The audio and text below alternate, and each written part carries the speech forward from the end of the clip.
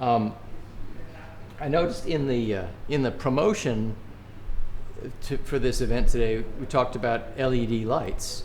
At this point in history, if all of your lights aren't LEDs, then you're really dragging the chain. You know, you might still have some of the compact fluoro designs, either the curly whirly ones or something like that. And if they're still going, they're okay. Let them run until they burn out. But don't put them in the trash then.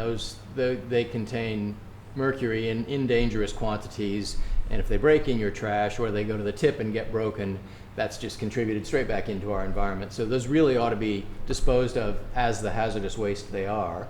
The Noosa Council tip at one point recently was charging you to drop them off, which seemed kind of bass-ackward, but that's what they were doing. But I know there was one resort in town that had taken out 4,500 of these things, and they were just leaving them in a warehouse for the moment because the tip wanted to charge them $2 each to dispose of them, and they said, well, we'll just wait. We'll see when that might work out better.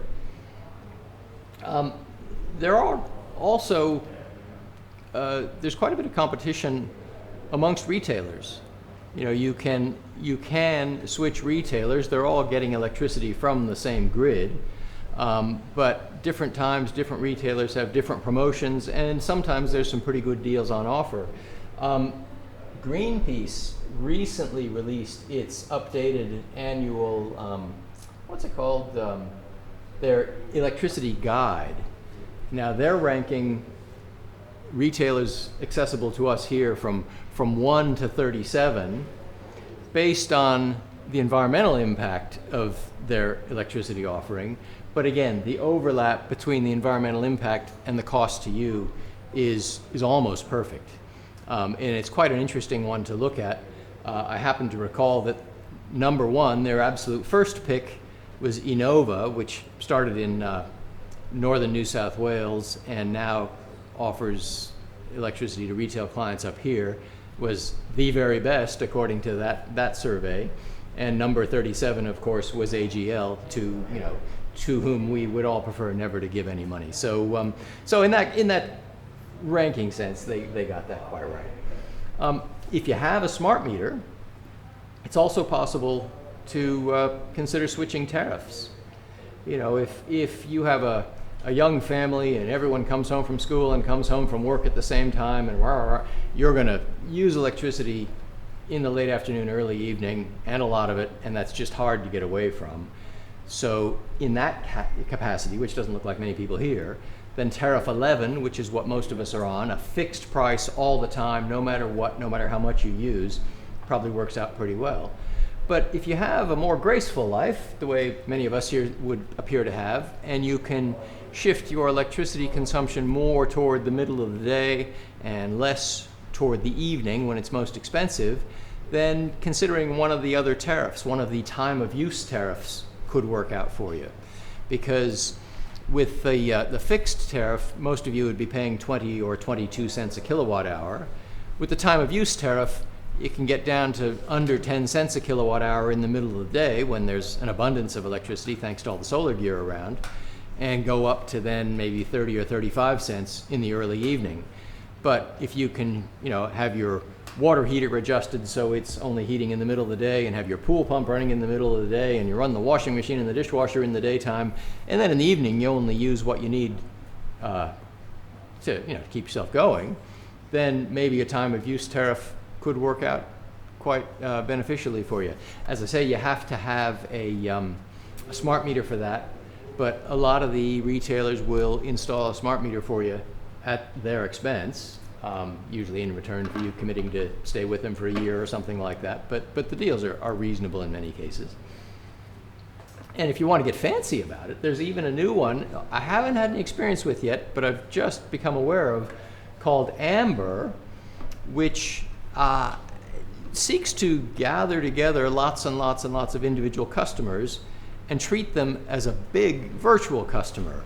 So what Amber does is gives you access to electricity at wholesale prices, which means, again, if you can use more of it during the day, you can maybe get it for less than 10 cents a kilowatt hour.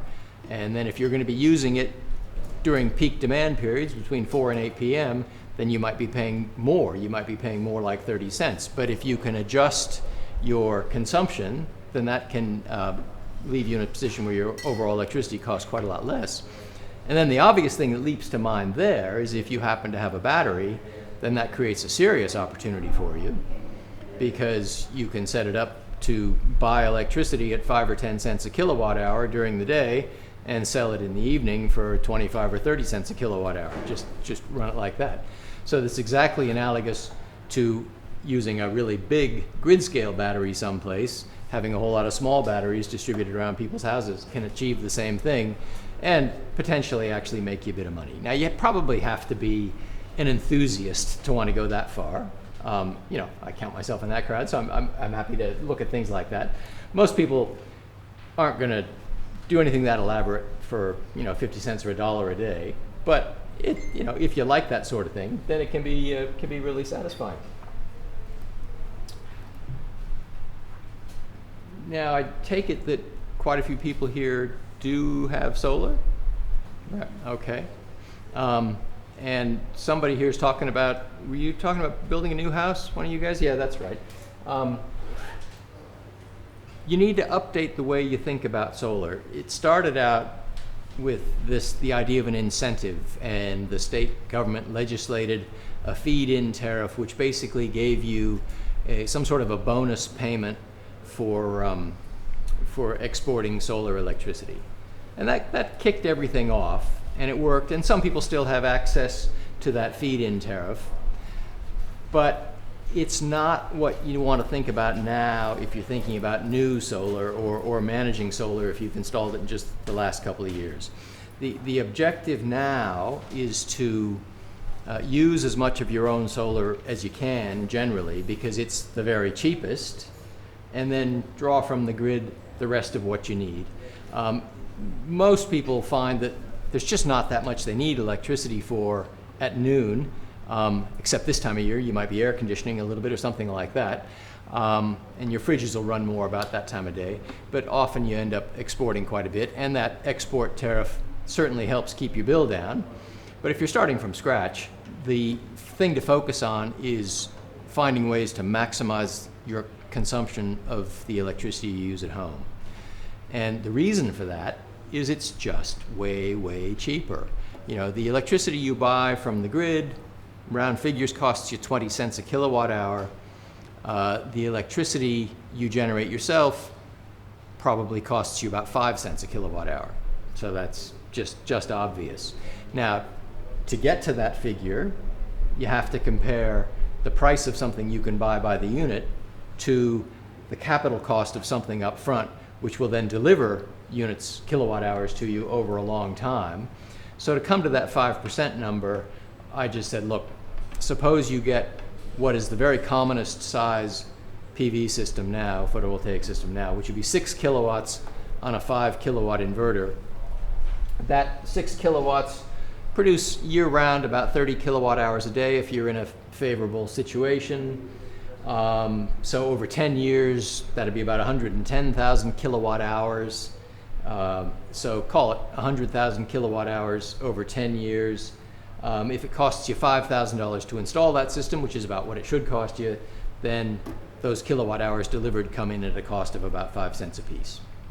So those things which cost you 5 cents a piece, you either use them yourself to not spend 20 cents an hour getting it from the grid, or 20 cents a kilowatt hour, excuse me, or you sell it back via a feed-in tariff where you're going to get something between probably 10 and 15 cents on the way out. So either way, it's a good deal.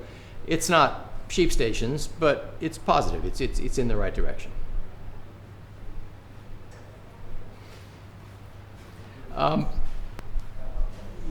People often get hung up on the idea of, if you're getting solar, how big a system should you get? And there's very few certainties and very few absolutes in this life. But the answer, in every case I have ever had a look at, which is thousands, is you get the biggest system you can possibly freaking fit on your roof. because that always works out the best. I have never, ever met anybody who had a solar PV system who said, probably could have got a smaller one. Never happened. I have met, all of those people at the point where they said, yeah, this is great. I wish I'd got a bigger system. Sometimes the installers are acting in good faith and they're trying to figure out, how do you get enough to just meet your needs? Or sometimes they're passing through package deals from the manufacturers that happen to be a particular size, and their thinking gets a little clouded by the fact that the most profitable thing to do is just pass through this specific package which is being promoted through them. Looking to the future, there's always going to be something to do with electricity.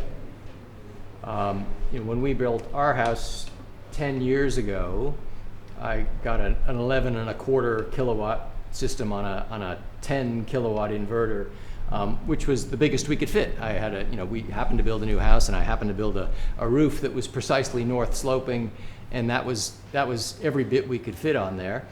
And of course, it produces way more electricity than we use. When we first moved in, it was producing 4 or 5 times as much electricity. So we were using 10 kilowatt hours a day and exporting 40 or 45, which was great because I got the old feed-in tariff, so it was a bonanza.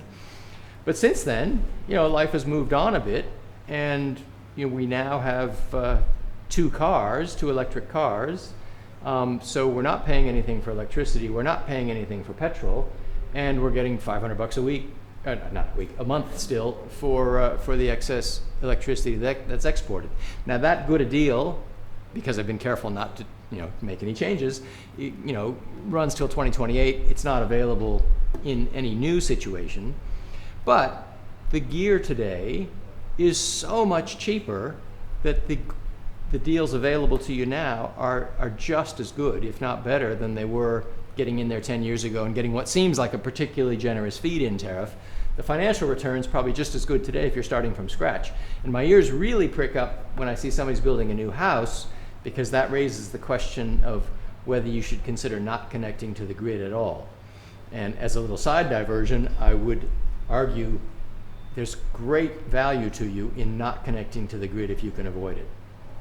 The reason I say that is, you look at the daily charge you pay for electricity now. Very recently, it cost you 20 cents a day to be connected. Now it costs you $1 a day. And there's a lot of pressure within Energex and all that, state-owned organizations, to push that up as fast as possible, because people are getting more efficient about their use of electricity. More people have solar gear. The typical household uses less electricity than it used to. Here in the Noosa Shire Council, we did a study since which year was it, 2015 or something? We're basically using so much less grid electricity per person. It's like there's 5,000 people in Noosa who disappeared from the electricity system altogether. So if you're running the system, you're looking for every way possible to drag in more revenue, and one of the easy ones is the daily charge, because people can't escape it. Equity is the elephant in the room for every issue. And the reason I harp on about the daily connection charge for electricity is that Energex, I guess, what's the combined state-owned entity called now? Electricity Queensland? Energy Queensland owns Energex and Stanwell and Ergon. They look at Unity Water with great envy, because Unity Water gets to charge you this monstrous fixed charge whether you use water or not. So at our house, it costs us basically $1,000 a year to be connected to Unity Water. If we use the amount of water we use, which is pretty small because I've got water tanks and things like that, we pay an extra $20 a quarter for the water we draw out of their system, which covers the water and the sewer cost. If we double that, it goes to $40. So if we're exceptionally careful with our water, we can save $50 a year. And if we're reckless as all get out with our water, we can spend an extra $50 or $100 a year. And the $1,000 fixed charge makes it look like it makes no difference at all. So if you're sitting over there at Energy Queensland thinking, wow, we got from 20 cents to $1 and almost per day and almost nobody complained, wouldn't it be great if we could go to $5? And I would have to say that that's in the plans somewhere, which makes me think that if you're building a house and you don't ever connect to the grid, you might be giving yourself some protection against that. Now, it wouldn't work with water. If you're building a new house now and you chose not to connect to town water, you're still going to be obligated to pay Unity Water's minimum fee. They managed to get that in there. The electricity companies don't have that yet, and who knows what your legal position would be, but if you have a house which you're running on solar and your own battery, and you don't ever have to connect to the grid, they don't yet have the legal footing to force you to start paying a minimum charge because the grid goes past your house. They might someday, it might not be any protection, but the fact of never dealing with them might prove to have enormous value. So it doesn't apply to very many people, but if you happen to be building a new house, it's something to consider. I haven't talked about hot water or solar hot water yet. Many people have solar water heating. Yeah. Have you checked any time in recent memory to make sure it's working? Because quite often, both small photovoltaic systems and solar hot water systems are perfectly capable of working, but for some reason they're not. And I remember back, there was a spell when solar installers were promoting 1.3 kilowatt systems, which might be what you have or something like it, and they could deliver it to you for free because they could take the government subsidy and put the thing on your roof. And it worked. It was small, but it worked. But if you go around house to house, you find that something like a third of those aren't actually working at the moment because nobody knows how to check, or just it never occurs to people to take a look.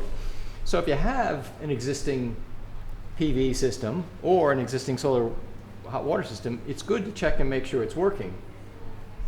And it's especially good to make sure and check it isn't working backward, because I had one family whose house I went to see because they had these enormous electricity bills, absolutely monstrous. And they had, 2 adults and a couple of kids and a pool. And sure, you'd expect them to be paying a bit. But I went and I looked around their house and I said, okay, you guys aren't the most careful with electricity, but you shouldn't be paying this much. I mean, this is like 5 times what you ought to be paying. And I finally worked out that they had a solar water heater that had failed in a diabolical way. And the way it had failed is that the differential thermostat wasn't working. So the idea with a solar water heater is it knows when it's hot on the roof, and if it's hotter on the roof than in the tank, then it switches the pump on and circulates water. So that's how you end up heating the water in your tank. That part of the thing had broken, and so it had switched the pump so it was always on 24 hours a day, which wasn't, again, that big a deal. They're little pumps. They don't use that much electricity. That was part of it. But it also had an electric backup element, which solar water heaters usually do. And when the water is too cool, the electric backup heating element comes on. And so that's also okay. That's going to happen sometimes. But if the pump's running 24 hours a day, you've got the electric element drawing a lot of electricity. That's probably the biggest thing you have in your house, heating up this water, circulating it up there all night. And at night, those modules on your roof, they're radiators. So it's like you're doing everything you can to cool off that tank of water. So you're using electricity to heat it up, you're using a little more electricity to circulate it up to the roof, and all night long you're doing your best to chill it. So that's how they were getting these $1,000 a month electricity bills, and immediately solved it by flicking the solar water heater off, and then fixed it a little bit more by getting that solar water heater to work as it was meant to once again.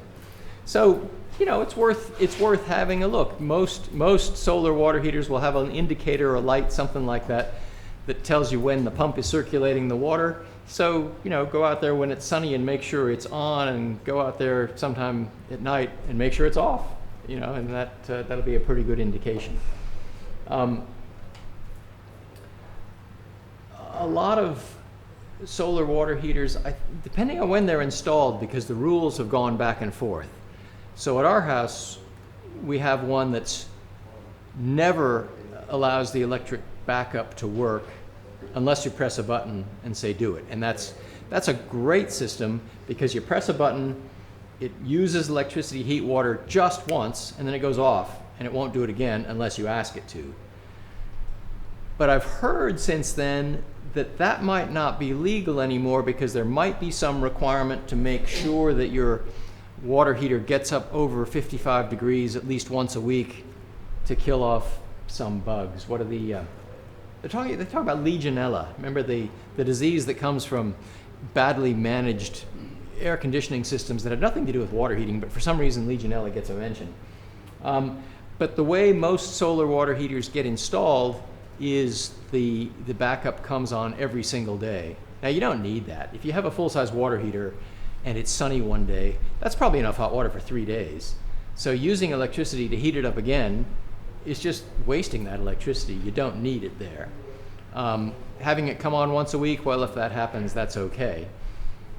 But you should at least have some control over it, either a physical switch to turn off the backup heater, or at the very least a timer, because the last thing you want to do is have it come on during peak hours. So if you come home and you're using hot water to prepare dinner, or somebody's having a bath or a shower or something like that, what happens is when you squirt some hot water out the shower, some cold water squirts into your hot water tank, cools it, the thermostat notices, and immediately starts heating it right then. You don't need that. It doesn't need to be heated up instantaneously, same time as you're drawing some out the other end. Hot water, if you get your tank hot by 4 o'clock in the morning on off-peak electricity, or by 2 in the afternoon by solar, that's going to be enough for the next 24 hours. You don't need to heat it up again instantly when you start using some. So just thinking about how it's getting heated and taking some control over it will benefit you quite a lot.